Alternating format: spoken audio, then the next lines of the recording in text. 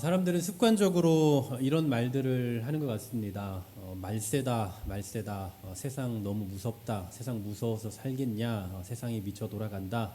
등등 하나같이 굉장히 부정적인 표현들을 하고 있습니다만 어쩌겠습니까? 우리가 살아가고 있는 세상의 현 주소입니다. 물론 우리는 이러한 세상을 경험하며 살아가고 있는 입장에서 뭐 어쩌겠나 그냥 살아야지라고 생각하며 그냥 살아가고 있지만 정말 걱정되는 건 이제 우리의 다음 세대들이죠. 우리의 자녀들이고 또 우리의 손주들일 거예요. 저도 자녀들이 있지만 하나같이 걱정인 게 이런 세상이 갈수록 무서워져 가고 갈수록 험악해지고 또 폐역해져 가고 있는 이런 상태 속에서 우리 아이들 정말 별 탈 없이 잘 지낼 수 있을까? 학교는 잘 다닐 수 있을까? 뭐 이러한 걱정들을 하기도 합니다. 어쩌면 이러한 걱정은 어린 자녀를 둔 부모 혹은 잠정적으로 뭐 출산을 하거나 임신을 앞에 두고 있는 사람들이라면 공통적인 근심거리가 아닐까 싶습니다.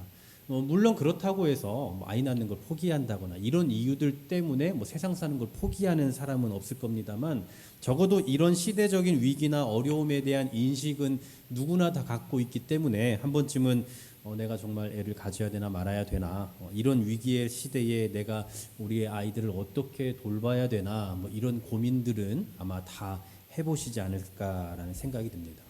어쩌면 오늘 우리가 읽은 이 본문에 나와 있는 사도 바울이 권면하고 있는 이런 내용들도요, 이런 임박한 환난에 대한 인식에서부터 나오는 그런 권면일 것입니다. 오늘 본문에서 사도 바울이 언급하고 있는 중요한 키워드가 있습니다. 바로 결혼이에요. 결혼. 오늘 결혼을 앞둔 예비 부부도 와 계십니다만 이미 오늘 우리가 본문을 읽으면서도 느끼셨겠지만 결혼에 대한 사도 바울의 생각은 한결같습니다. 이왕이면 하지 마라. 그냥 하지 마라가 아니라 이왕이면 하지 않는 게 좋다라는 거죠. 사실 결혼은 하나님께서 우리에게 인간에게 주신 굉장히 신성한 제도입니다. 실제로 성경 그 어디에서도 이 결혼을 죄악시하는 구절은 없습니다. 근데 사도 바울은 도대체 무엇 때문에 이 결혼에 대해서 이런 부정적인 의견을 이렇게 말하고 있는 걸까요? 많은 분들이 알고 계시다시피 사도 바울은 미혼자일 것이다. 결혼을 하지 않았다라고 생각을 하십니다. 여러 가지 근거가 있겠습니다만 대표적으로 오늘 본문 바로 앞에 있는 우리 읽진 않았습니다만 7장 8절에 보면 그들이 나처럼 지내는 것이 좋다. 이러한 말씀들이 이 사도 바울이 미혼이었을 거다라는 그 근거가 되기도 하죠. 물론 이 외에도 사도 바울이 독신임을 암시하는 여러 가지 구절들이 있는데 그의 독신임을 암시하는 단어들을 잘 보면은요, 미혼 혹은 총각 이런 의미보다는 현재 아내가 없는 상태에 가까운 그런 의미를 지니고 있어요. 그러니까 미혼이다, 결혼하지 않았다 이것을 암시하는 것보다도 현재는 배우자가 없는 상태를 의미하는 쪽에 더 가깝다라는 거죠. 그러니까 사도 바울이 결혼을 하지 않았다라는 그런 표현보다는 사별이든 아니면 별거든 현재 옆에 아내가 없는 상태를 의미하고 있을 수 있다라는 거죠. 그리고 실제로 사도 바울이 결혼을 했을 것이다라고 보는 견해가 상당히 많이 있습니다. 제가 알기로는 외국에서 대부분의 신학자들은 거의 다 사도 바울이 결혼했다라고 보는 견해가 지배적인 걸로 알고 있는데요. 그런 증거 중에 하나가 뭐냐면 그가 바리새인으로서 유대 공회의 공회원이었다라는 데서 그 증거를 찾을 수가 있어요. 당시 공회원의 자격 중에 하나가 뭐였냐면요, 나이가 30세 이상인 남자로서 결혼을 하고 자녀가 있는 사람, 그런 유대인에 한해서 이 공회원의 자격이 주어진다라고 합니다. 그러니까 사도 바울이 이 공회원, 유대 공회원이었거든요. 그러니까 그가 유대 공회원이었다라는 것은 그가 이미 결혼을 했고 혹은 자녀도 있을 것이다라는 그 증거가 된다라고 보는 거죠. 이런 주장을 취한다면요, 바울은 결혼을 안 한 미혼자이기보다는 결혼을 했지만 어떤 이유에서인지 현재는 아내가 없는, 그 이유는 알 수 없지만 현재는 아내가 없는 호라비 상태였을 것이다 라고 보는 겁니다. 물론 바울이 결혼을 했는데 아내가 없는 거냐, 아니면 결혼을 하지 않았기 때문에 아내가 없는 거냐, 이것이 뭐가 중요하냐, 이것은 성경 해석에 있어서 그리 큰 중요한 문제는 아닐 겁니다만 적어도 그가 결혼을 경험해봤냐 경험해보지 않았느냐에 따라서 오늘 본문의 말씀을 하고 있는 이 말씀의 권위에 있어서는 약간의 차이가 있지 않을까 싶습니다.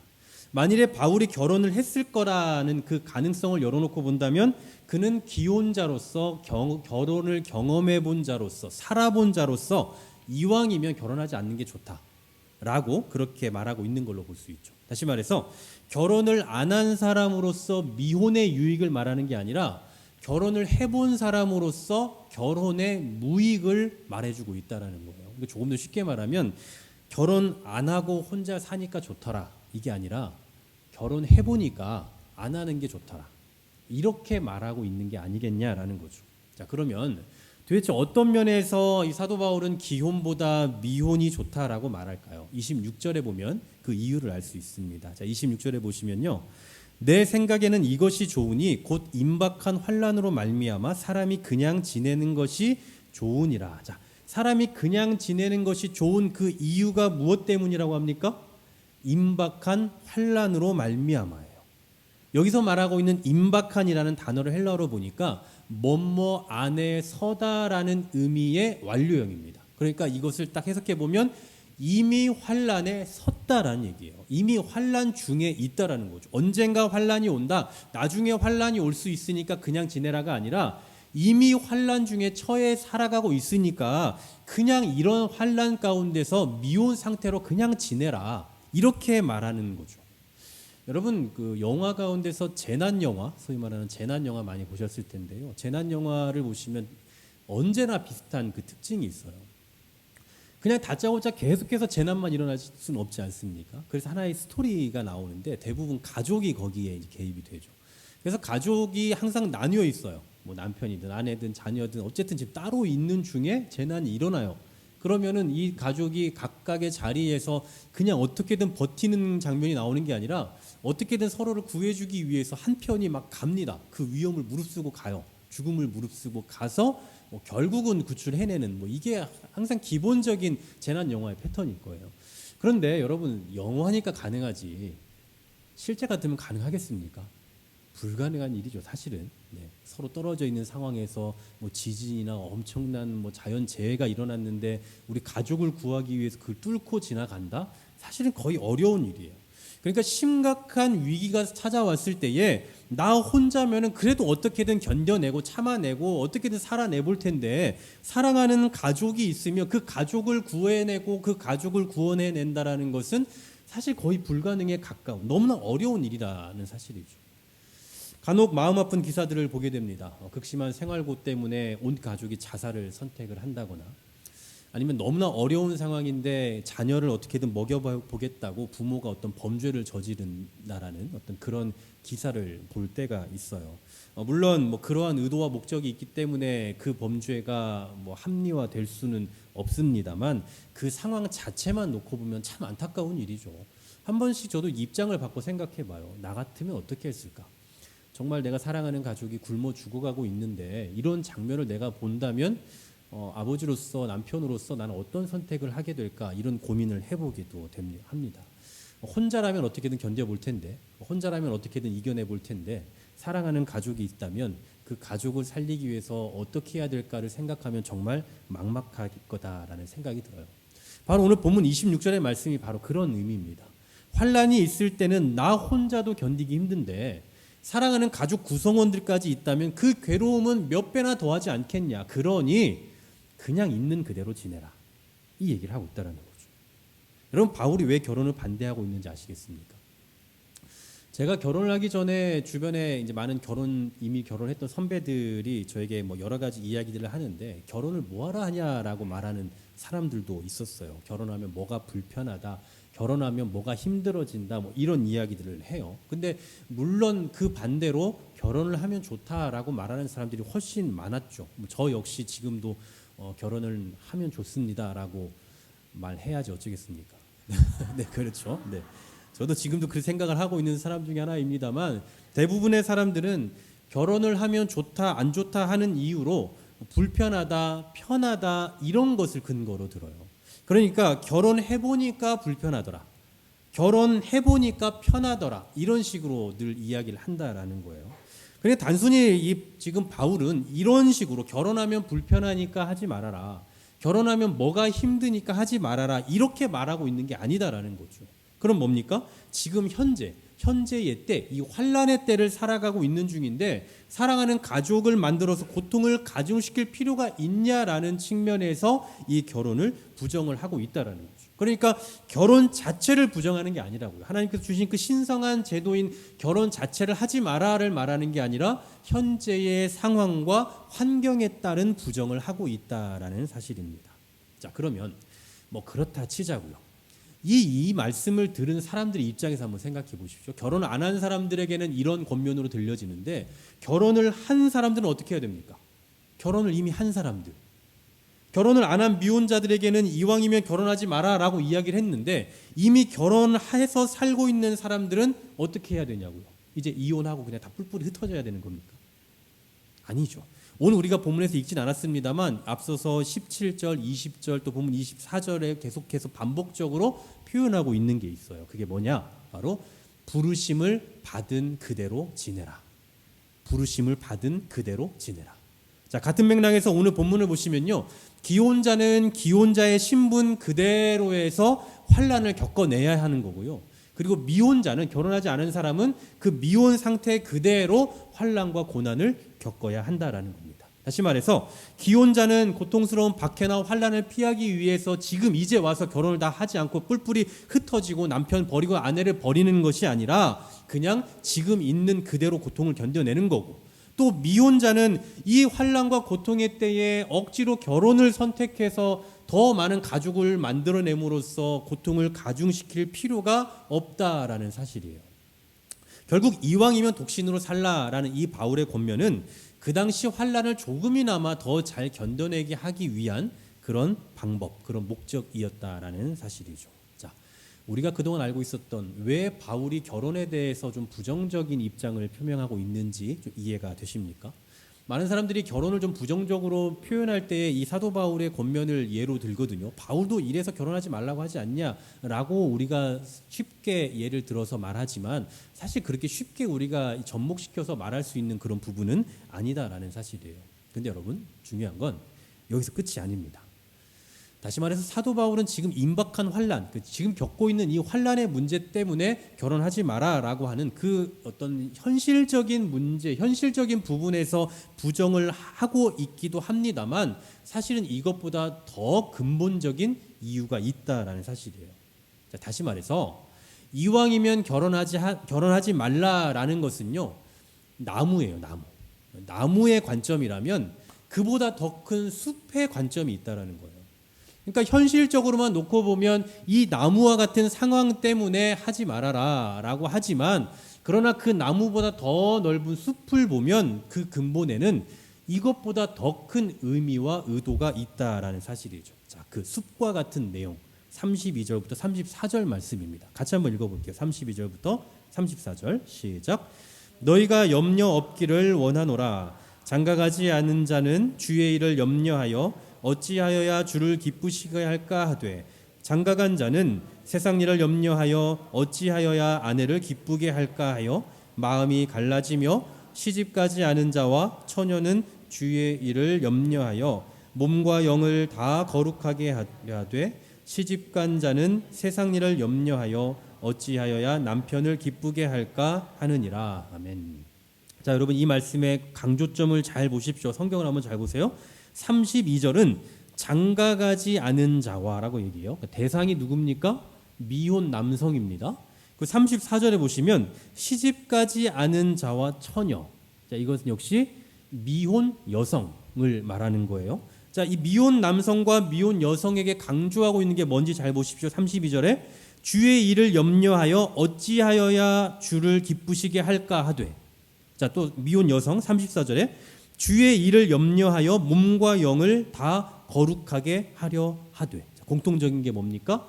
미혼 남녀에게 권면하고 있는 공통적인 말, 주의 일을 염려하여입니다. 자, 하나같이 뭘 강조하고 있는 거냐면 다른 일 말고 주의 일을 생각하라 이 얘기예요.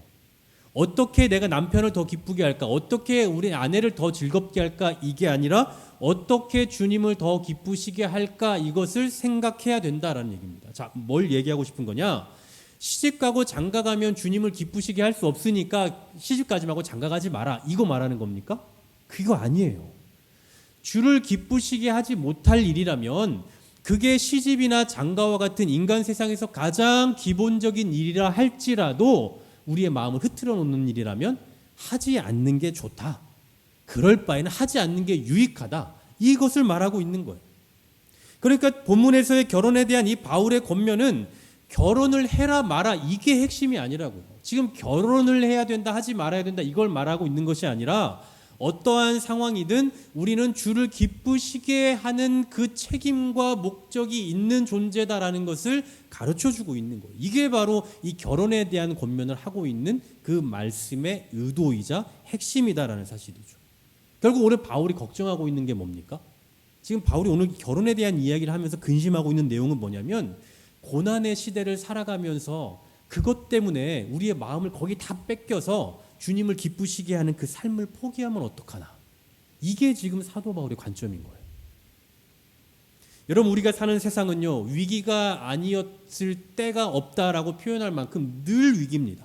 항상 어렵고 항상 힘들어요. 여러분 지금 요즘에 경기가 좋아요라고 이런 얘기 여러분 들어본 적이 얼마나 있으십니까? 뭐 가끔 있긴 있겠지만 거의 없어요. 항상 힘들다는 얘기뿐입니다. 뭐 물가가 어마어마하다. 뭡니까? 하여튼 뭐 은행이 뭐 어떻다, 뭐가 어떻다, 뭐 힘들다, 뭐 경제적으로 뭐 어렵다, 상황이 어렵다. 수없이 많은 그 어떤 부정적인 이야기들만 항상 돌고 돌지 않습니까? 이처럼 우리는 언제나 힘든 그 시기를 사는 중에다가 또 얼마 전에 우리가 몇 해 전에 코로나라는 한 번도 겪어보지 못했던 또 그런 상황을 겪어보기도 했어요. 또 코로나가 끝나면 좋아질 줄 알았지만 뭐 그 뒤에 전쟁들이 막 일어나기도 하고요. 최근에 또 뉴스거리가 얼마나 많습니까? 정치적 이슈도 있습니다. 게다가 또 뭐 축구 감독 선임한 거 가지고 너무 말도 많아요. 뭐 감독까지 우리가 또 신경도 써야 됩니다. 그것뿐만 아니라 또 최근에 무슨 뭐 사이버 레카들 뭐 자기들끼리 또 막 죽고 뭐 고발하고 뭐 난리도 아니에요. 정말 너무나 많은 뉴스들이 있어요. 한마디로 우리의 삶은 언제나 안 좋은 상황 가운데 또 엎치고 또 덮치고 계속 그런 상황들을 반복하며 살아간다라는 거죠. 한두 번이 아니고 하루 이틀도 아니에요. 그냥 우리는 늘 이런 삶을 살아갑니다. 그런데요. 이처럼 언제나 힘들다고 하고 어렵다고 하는 시대를 살아가고 있는 그 사람들의 삶의 패턴을 한번 잘 관찰해 보십시오. 어렵다라고 말하는 그 시대의 사람들을 잘 관찰해 보시라고요. 우리 자신을 포함해서. 언제나 기본적인 삶의 패턴을 늘 영위하며 살아가요. 기본적인 삶의 패턴. 뭐 예를 들면 사상 최악의 경기 침체다라고 말하지만 고급 식당에 가면 사람이 꽉 차 있어요.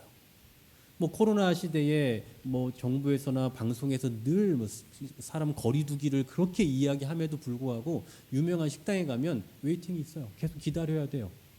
그리고 뭐 또 거리 두기를 해야 된다, 서로 있으면 안 된다, 뭐 이런 얘기를 하지만 그래도 사람들은 다 출퇴근도 하고 출퇴근을 위해서 그 빡빡한 지하철과 버스를 타고 다니며 살아갑니다.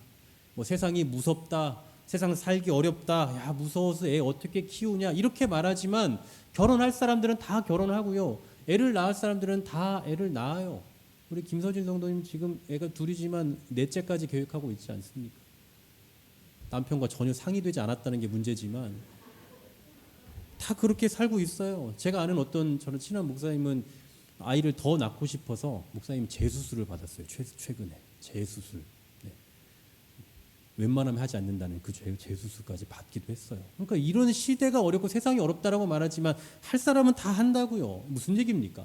아무리 세상이 어렵고 힘들어도 우리의 기본적인 삶의 형태는 다 유지하며 살아간다라는 거죠. 물론 조금씩 형태가 바뀌거나 심리적으로 위축되는 건 있겠죠. 그럼에도 불구하고 여전히 우리가 살아가야 할 그 기본적인 삶의 패턴을 유지하며 살아간다고요. 그런데 이상하게도 꼭 그렇거나 다 그런 것은 아니겠습니다만 대체적으로 위기를 맞은 사람들이 쉽게 포기하는 것 중에 하나가 뭔지 아십니까?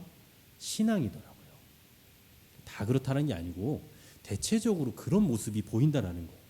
코로나의 그 전염력 앞에서 식당이나 또 아니면 출퇴근 그 길, 뭐 지하철, 버스 이런 데는 사람이 늘 바글바글 하지만 어쩔 수 없이 거리두기를 하지 못하지만 교회는 거리두기를 한다라고 말하고 방역을 한다라고 이야기해도 이상하게 교회에 오는 것은 부담스러워하더란 말이죠.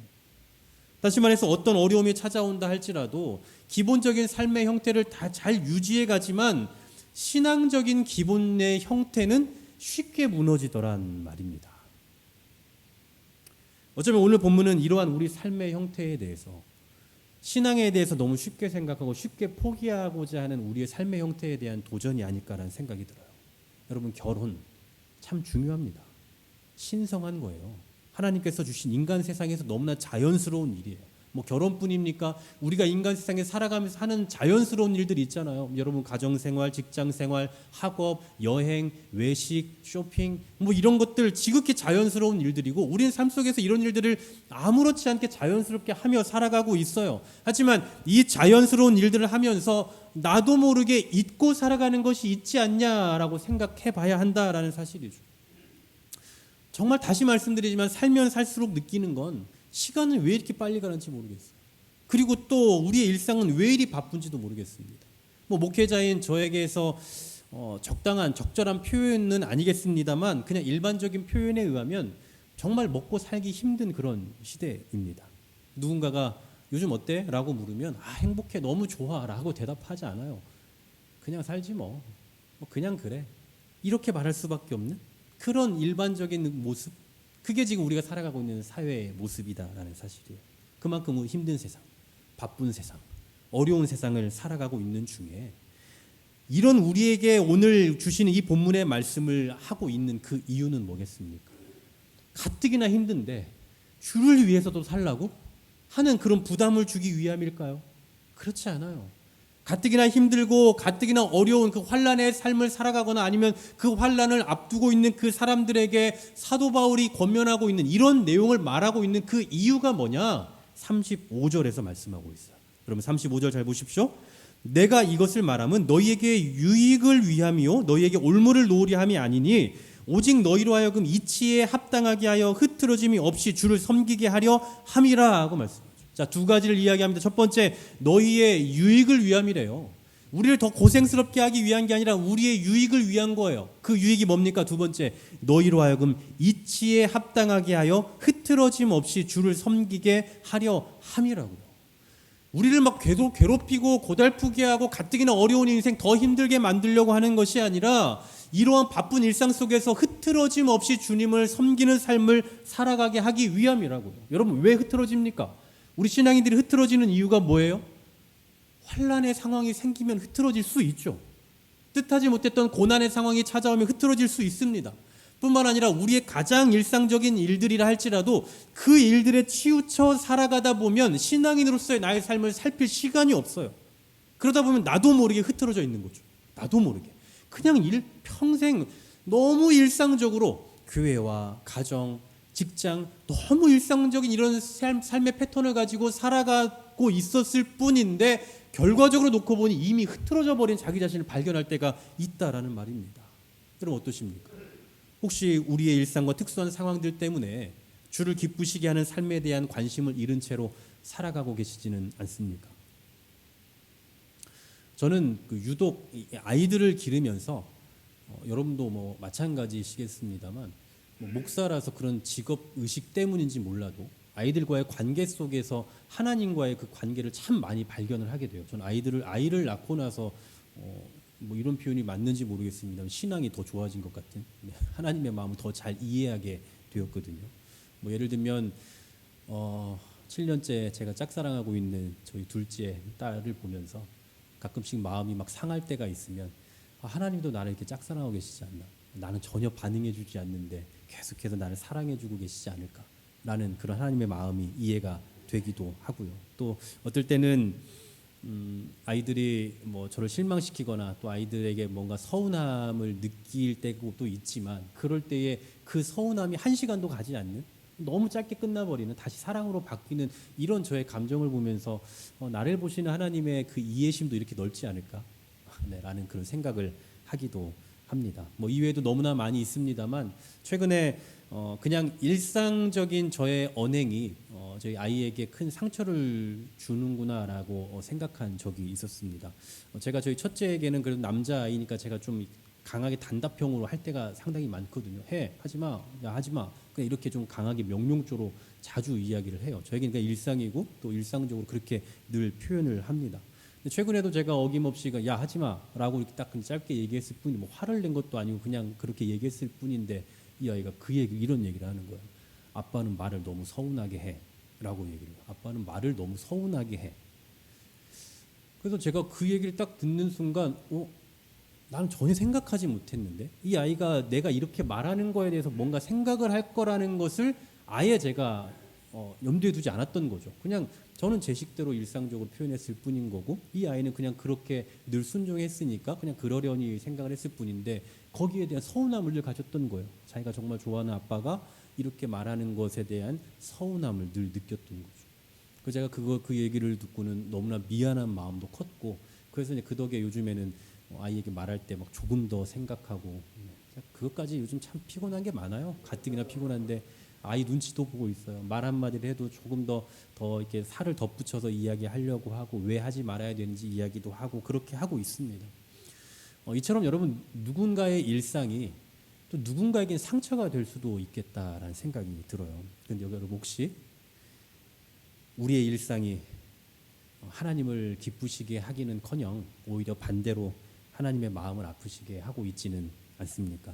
하나님 언제나 우리를 바라보고 계시거든요. 하나님 언제나 우리에게 관심을 갖고 계셔요. 그리고 우리에게 집중을 하고 계시는데 그런 하나님에 대해서 그냥 우리의 일상에 취해 살아가다 보니 그냥 내 일상대로 그냥 살아가는 그 삶에 취해 살아가다 보니 그 하나님을 등지고 살아가면서 하나님의 마음에 전혀 귀 기울이지 못하고 살아가고 있지는 않냐라는 겁니다.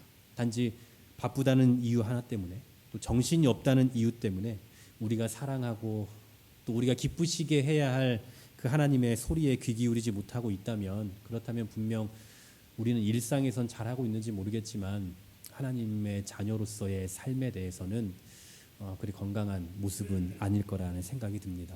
사랑하는 여러분, 하나님은 우리가 일상에 치우쳐 정신없이 살아갈 때에도 그리고 우리가 특수한 일을 당했을 때에도 그냥 변함없이 우리를 사랑하는 아버지로 우리를 바라보고 계십니다. 그러므로 우리의 바쁜 일상 속에서도 가끔씩 주를 바라볼 수 있는 여유를 좀 가졌으면 좋겠다는 생각이 들어요. 때때로 너무 정신없는 그 삶을 살아가는 그 와중에도 내가 이 바쁜 와중에서도 주를 기쁘시게 할 수 있는 일이 있다면 그게 뭘까를 한번 좀 생각해 볼 수 있는 그렇게 하나님의 마음에 우리의 마음을 둘 수 있는 그런 은혜가 있었으면 좋겠다는 생각이 듭니다. 여러분 오늘 말씀의 제목이 뭡니까? 일상, 주를 기쁘시게 하는 삶과의 관계잖아요.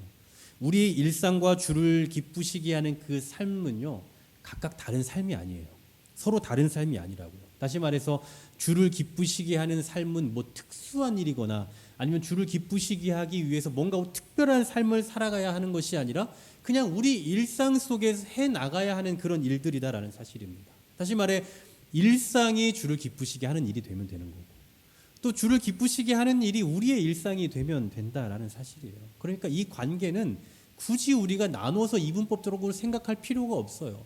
일상 따로 주를 기쁘시게 하는 삶 따로 이게 아니라 그냥 우리의 일상 속에서 늘 주를 기억하며 일상 속에서 주님을 기쁘시게 하며 또 주님을 기쁘시게 하는 그 삶이 우리의 일상이 되도록 만드는 것 그것이 바로 이 시대를 살아가는 우리 신앙인들의 책임이 아닐까라는 생각을 해봅니다.